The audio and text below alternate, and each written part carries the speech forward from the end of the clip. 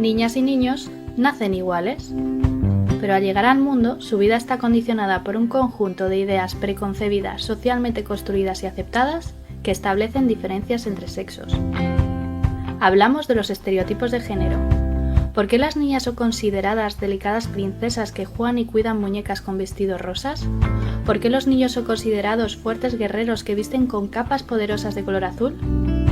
¿Y si empezamos a cambiarlo? Los estereotipos es curioso, ¿no? Cómo nos afectan a todas las personas. También el cuándo empiezan, yo creo que es un poco la clave. Antes de nacer ya se nos está preparando para ser de una manera o de otra, ¿no? Lo típico de los colores de la habitación, de la ropa, el nombre, cómo puede ser la persona, ya enseguida va a afectar todo eso a la propia persona. Sí que es cierto que estereotipos tenemos a ambos géneros. El hombre pues siempre tiene que ser el fuerte, el valiente, no tiene permitido llorar, no tiene permitido mostrar sus sentimientos. Y la mujer pues bueno, tiene que ser muy pasiva, muy sumisa, callada, preocuparse mucho de las emociones de los demás.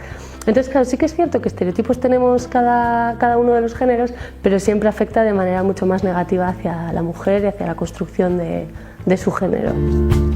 Niños y niñas más pequeños, los roles se van configurando en un contexto que se llama de socialización diferenciada, porque no socializamos igual a niños y niñas. Entonces ya vamos configurando los estereotipos desde ahí. Entonces los agentes de socialización diferenciada son fundamentalmente la familia, que es donde los niños y las niñas antes de escolarizarse aprenden los roles de género con los modelos de imitación de su padre, madre, hermanos y demás familiares. El segundo agente de socialización es la escuela, luego los medios de comunicación, la cultura, el tipo de televisión que ven, las películas, el cine, los cuentos que les leemos, los juguetes que les elegimos o que la publicidad les hace elegir. Y finalmente el grupo de iguales. En el colegio es muy fácil verlo, ¿no? Yo siempre digo que aparte de los dibujos que traen las mochilas, ellos ya vienen con una mochila cargada de estereotipos que les dice cómo tiene que ser una niña y cómo debe comportarse y cómo tiene que ser un niño y cómo el trato que se les da. Hay un montón de cosas inconscientes que nosotros tenemos absorbidas también porque formamos parte de esta cultura y las reflejamos en ellos. Estás educada en la sensibilidad, en que tienes que ser callada, tranquila. En el momento en el que te rebelas por algo que no te gusta, enseguida te sientes atacada porque no te dejan tener esa rebelión. Pero claro, tenemos que intentar luchar contra ello para poder ser quienes somos y no tener que callar ante nada que no nos guste. Yo soy estudiante de igualdad de género y la verdad es que me gusta, te da una perspectiva de género y te pone un poco con las gafas de género. Y vas viendo los pequeños micromachismos, que son muy sutiles, desigualdades, una charla con tus amigos, con tus amigas. Cuando generalizas, la gran mayoría de las palabras son masculinas, lo cual subordinas e invisibilizas el papel de la mujer. El lenguaje es uno de los temas más complicados de trabajar. Parece que esto del lenguaje no sexista es una moda que no hemos inventado las feministas y la mayoría de la gente no ve la necesidad de decir todos, todas, ellos, ellas, piensan que duplicamos el lenguaje, que esto es un capricho, que es un mero cambio de forma. Entonces yo, aludiendo a un pedagogo que es Vygotsky, pues Vygotsky decía que el lenguaje es el vestido externo del pensamiento, o sea que cuando hablamos, en realidad lo que estamos expresando es un pensamiento. Entonces es importante que el lenguaje no sea androcéntrico porque lo que se crea es un imaginario y un pensamiento androcéntrico con él. Vamos sustentando la base de lo que es el machismo o lo que es el patriarcado. Es muy importante el cambio del lenguaje porque el cambio del lenguaje implica indudablemente cambio de pensamiento.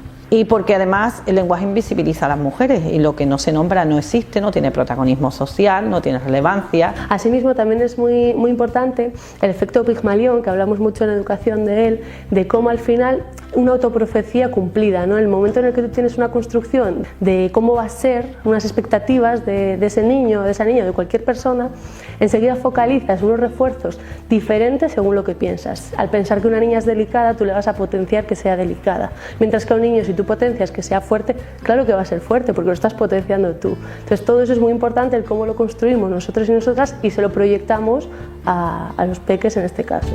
Como educadora casi lo más donde tengo la mente puesta todo el rato es en buscar referentes femeninos que se salgan de ese estereotipo de soy obediente, soy simpática, soy cuidadora, soy amable, no grito. y encima soy guapísima a todas horas.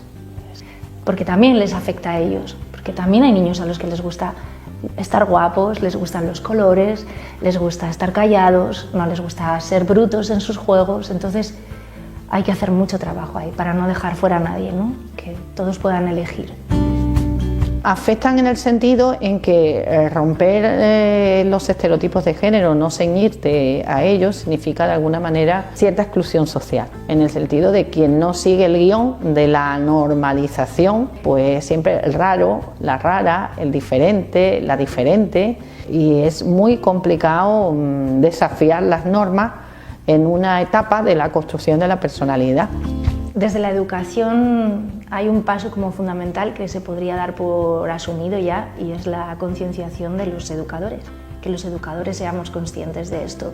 Y yo creo que ahí no se ha hecho todo el trabajo que se debiera, aunque parezca que, ¿no? Mi sensación a veces cuando se habla de igualdad en educación es que a veces son conceptos, son ideas, es como una voluntad de ello, pero que queda sobre el papel y que luego no se traslada siempre a la práctica diaria. Hay muchos profesionales que sí lo hacen, pero yo creo que falta formación específica, y creo que tiene que ver también, cuando se habla de igualdad, al final en casi cualquier institución social, es algo como eso, se da como por asumido, se da como todos apostamos por la igualdad, todos creemos en la igualdad, pero luego hay pocas iniciativas o experiencias o trabajo de formación que se lleve adelante. Bueno,